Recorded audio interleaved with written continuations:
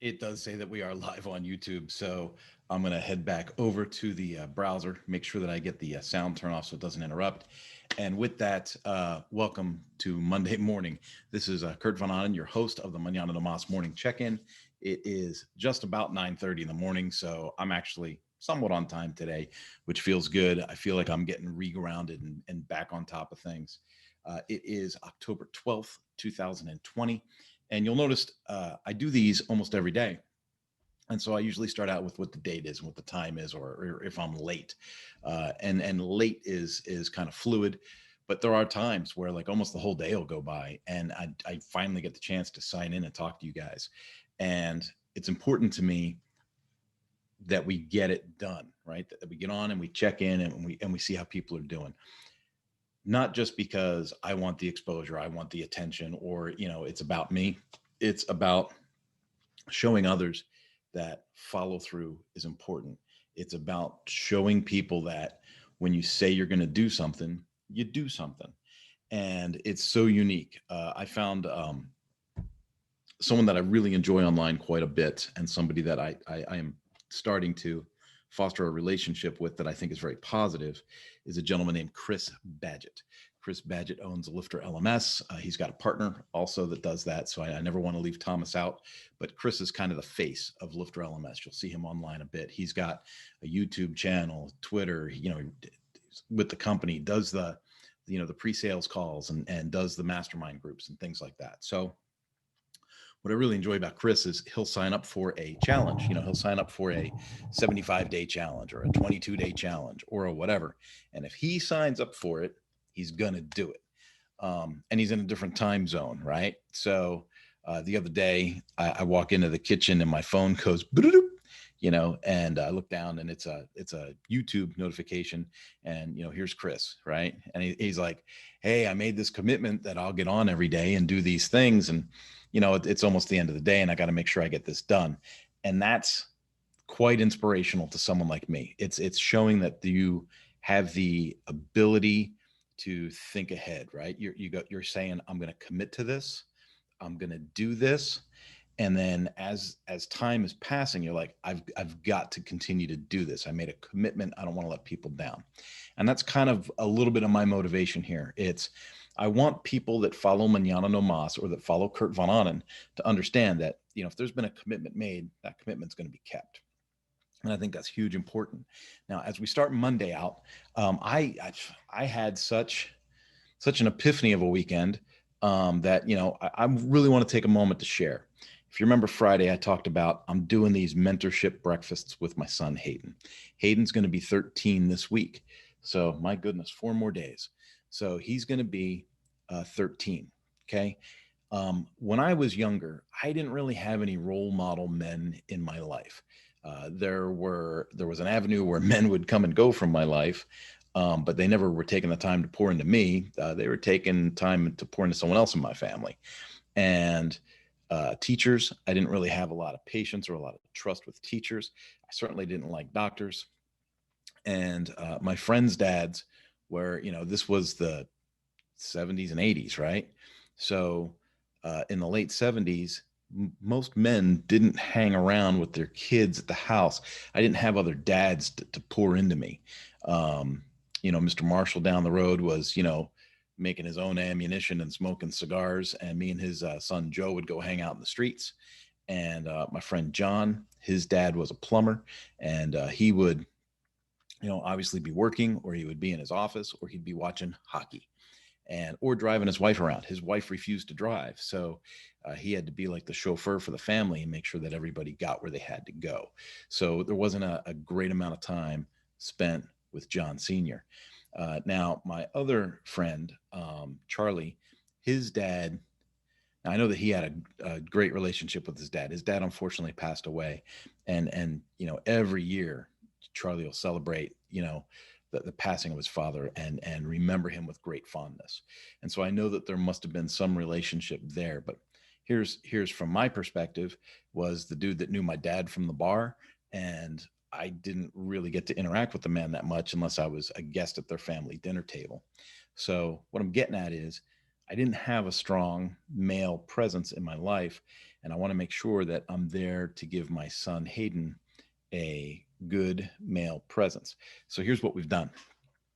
Every Friday from 7 to 9, he's got an appointment with me in my calendar. I've got an appointment with him in his calendar. And we do a Friday morning, mentorship meeting. And usually it involves going to like Panera Bread Company and getting a coffee or a hot chocolate or a scone or something, right? But what's really important is the relationship that's being built, that's being fostered, things that are being discussed, and the formation of goals, right? So I'll tell you, and if you're a parent, you already understand where I'm going with this.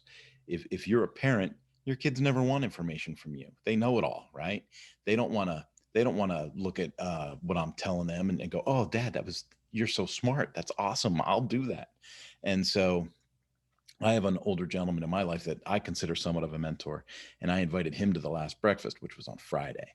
And Bill's a wonderful man, and it wasn't until later in life that I recognized I need some older men in my life. I need people that I can look to for guidance, for friendship, for camaraderie, for hey, can I learn from your speed bumps in life, right?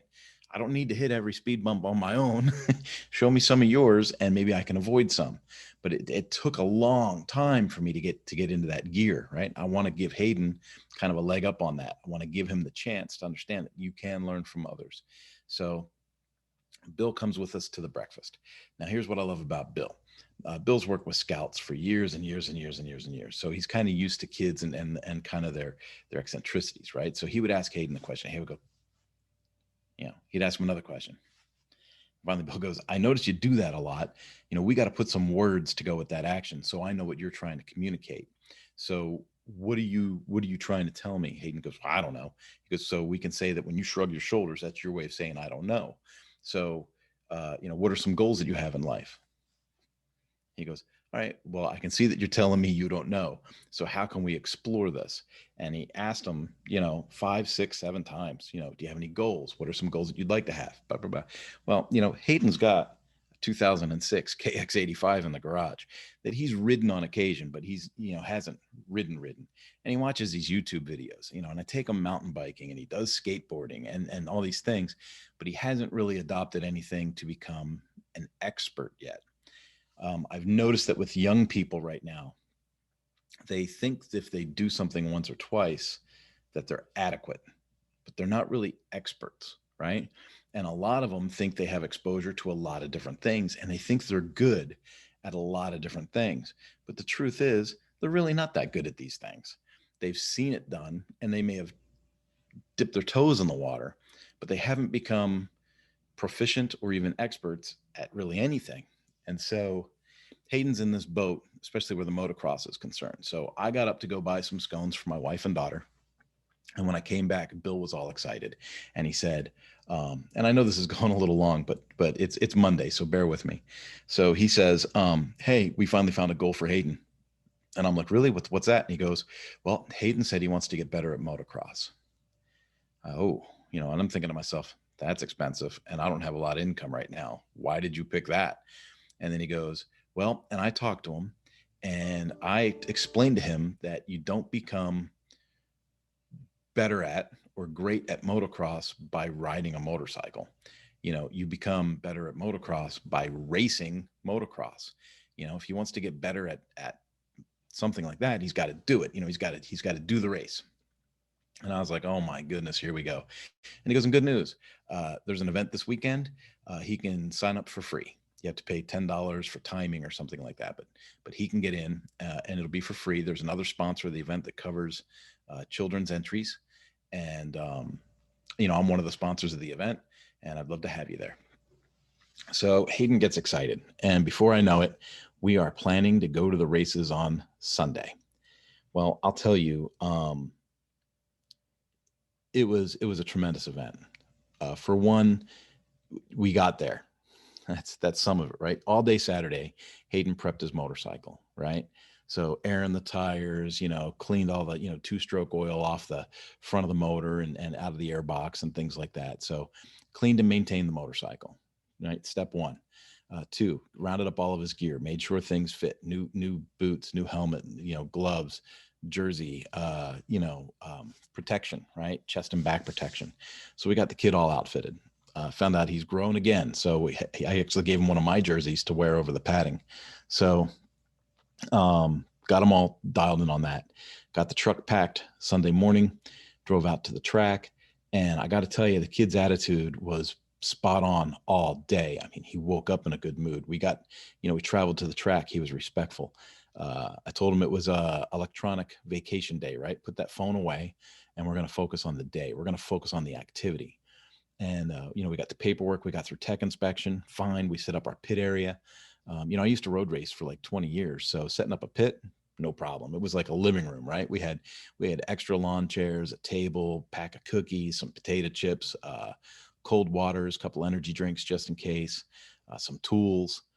We had stands for the bike, right? So he could just come in off the track and park the bike in the stand, all by himself. He didn't need a pit guy for that, and it went really well. Now, where I got confused was on the website, it said there was practice all day and racing started at 4 o'clock in the morning, but there was a mandatory riders meeting at 8:30 in the morning. So I said, oh man, it's going to be all day. We're going to be out there till like midnight. Um, that's not the way it went at all. We got out there like 7:45 and we did, like I said, the entry and the tech and set up the pit. And then there was a big accident on the highway, so they postponed the riders meeting, and they did a couple of parade laps with the different groups, and they let them go out and see the track.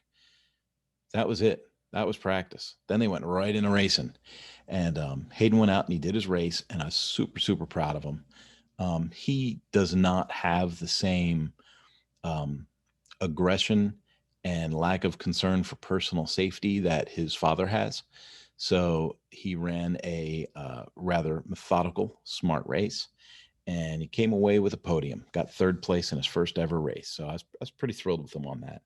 I thought that was it was just really really cool. Now here's what's really cool about racing. Everybody around us was fantastic. So our group was there. They were pitted, probably just a row over. But if you had to think in distance, it'd be like 60, 70 yards away from us, right? Was because we got there early. They showed up later. They weren't sure where we were parked. They set up their pit. And, by the time they set up, we were already done setting up. And, we ended up being like 70 yards apart. Now, in between that 70 yards, is five or six other groups, right? And everybody was so over the top, oh, it's your first time. Good luck, buddy. You're going to do great. This is where you get on the track. This is where you get off the track. Did you do this? Did you do that? And one guy even goes, hey, I don't need to tell you how to do this. Your dad used to race. He can tell you what's going on. I told the guy, I said, hey, the more the merrier. He already knows everything where I'm concerned. He doesn't want to listen to dad. But if someone else tells him, do something that's better, then maybe he'll learn. And it was just really, really, he goes, oh, yeah, tell me about it. My kid's 26. He still doesn't listen to me. And so, hey, babe. Yeah. Okay. So the weekend ended up being super, super awesome. And then that moves us on to some other things. Saturday, had a friend over, brought some Ducati parts for the Ducati we're working on, and just shared an awesome, great meal, right? So, and if you see in my social, I like to cook, right? So, I actually had Hayden do the cooking on Saturday.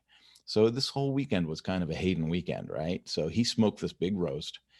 He came up with the seasoning himself. We looked some stuff up online. We made the recipe. We seasoned the meat. We roasted it. Took about 4 hours or so on the smoker.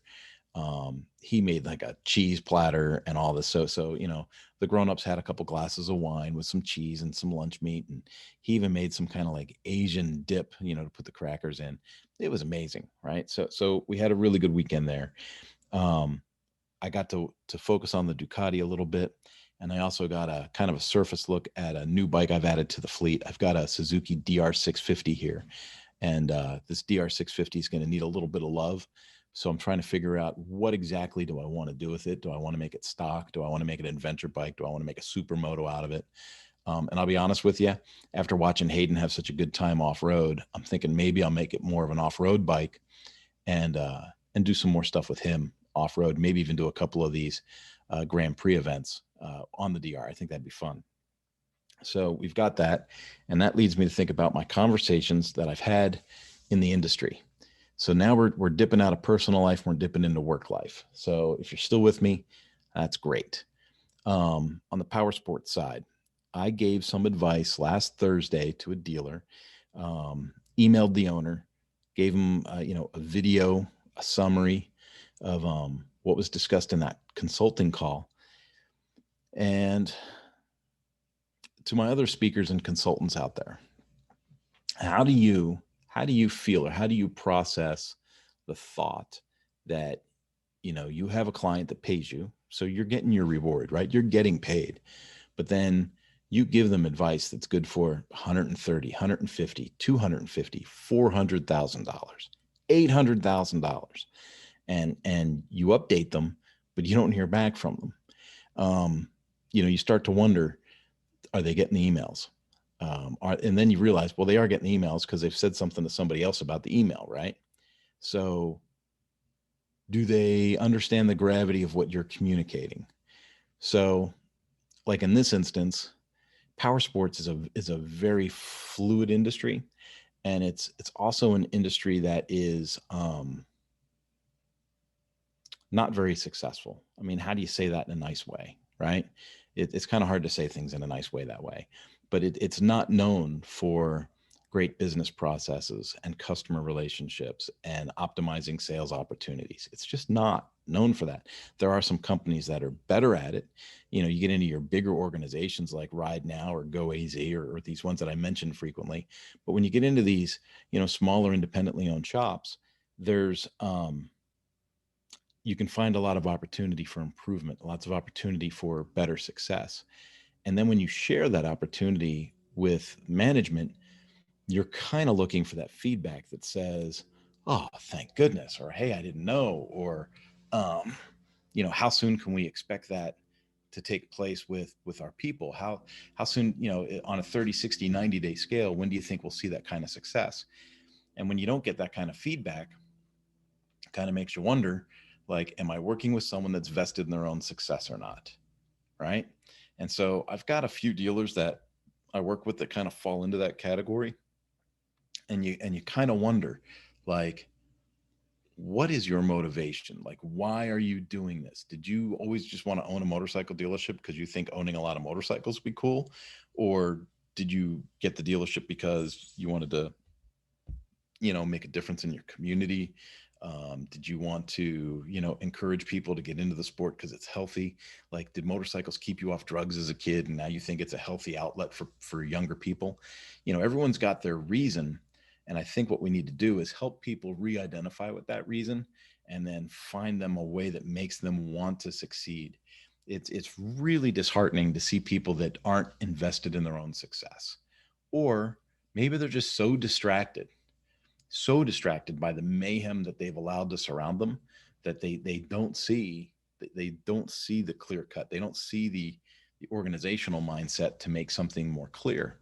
So maybe that's it. But it is interesting. So as I think about that, and I think about the industry, and I think about what's going on at Suzuki with some restructuring, Honda with some restructuring, Yamaha with some restructuring, and then out of all of these Asian brands, we see Kawasaki coming out with new product and being positive in the industry, and coming out with new things.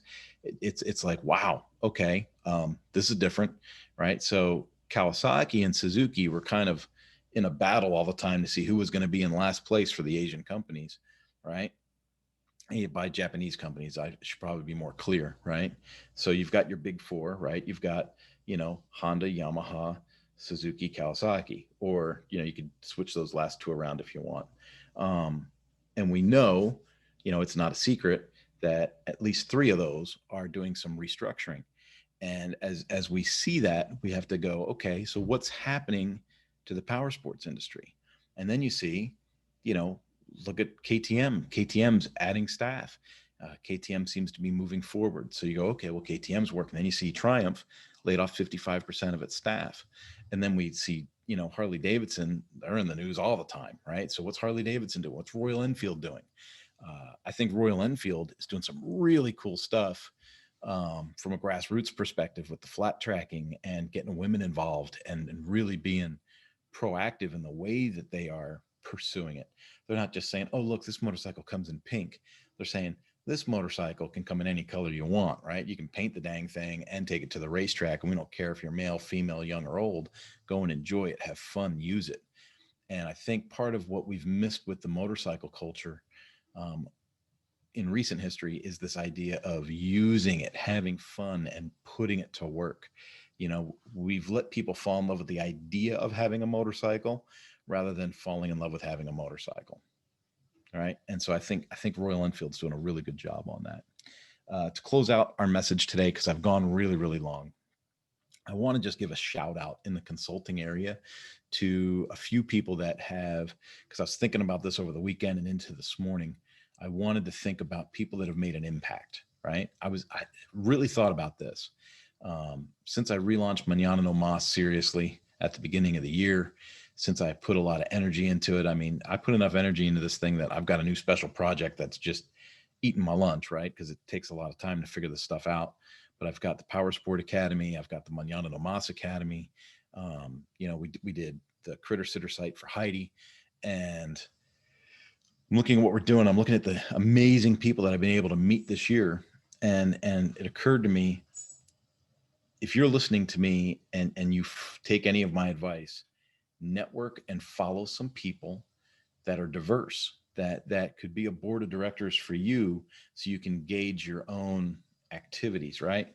So one, Lauren Santora started a thing called the Empowerment Retreat. And it's about making people feel good, right? Being empowered, how to, some of it's about fitness, some of it's about mental health, some of it's about, awareness, right? So Lauren does a really good job of kind of babysitting her group and helping people grow from within. Now, if you have already paid your dues and you've been through the John Maxwell team, or you've done something with Ken Blanchard and you've done some, some real certification, you might look at some of this and go, I don't know, that's kind of below me. But it's not, right? Anytime that we're building relationships with people, especially people that strive to add value to others, there's always a positive outcome. And so Lauren's one of the ones that really jumps off the page to me.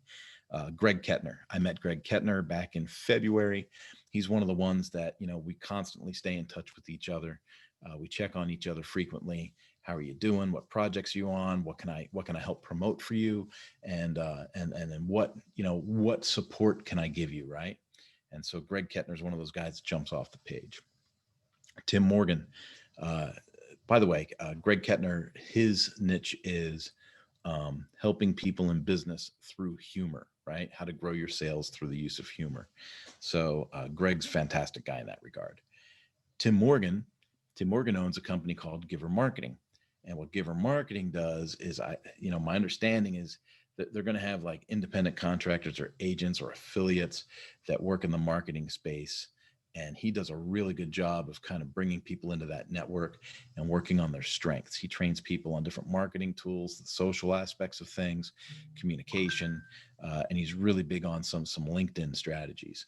And so Tim and his people have been great. I have plugged into a couple of people from his group, and Corey being one of them.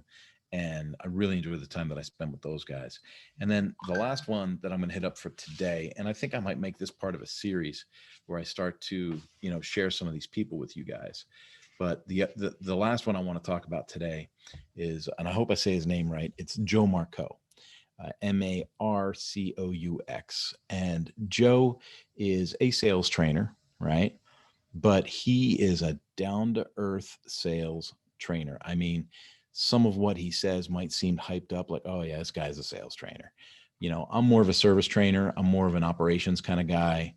Some might say I'm too bullet point and not colorful enough. Joe is very passionate. He works in the fitness space. He works in the bicycle industry. And I'm sure that he'd be flexible enough to work in other industries too. But Joe is a key person to plug into. Now, I've got a handful of others I'd love to share with you, but I really don't want to go too much past 10 o'clock, right? I think a half hour is long enough to talk to you guys in the morning. So went a little long. I think there's good content there. Celebrate the wins. Take a moment, celebrate the wins. Everything I talked about with the weekend with, cookouts and good meals and going to the racetrack.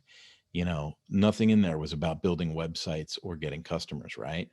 It was about wins, right? Celebrating a hard week of work, celebrating some successes, and enjoying time with family and friends. So that was celebrate the wins.